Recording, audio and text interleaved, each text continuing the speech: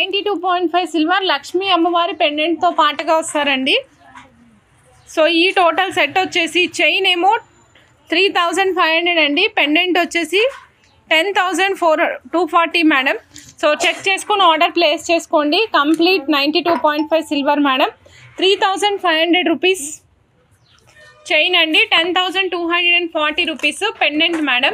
పైన Swarovski 9mm gold ball use చేసి క్యాప్తో అటాచ్ చేసామండి. బ్యాక్ సైడ్ ఈ విధంగా మేము బ్యాక్ చైన్ ఇచ్చాము, బ్యాక్ థ్రెడ్ ఇచ్చాము.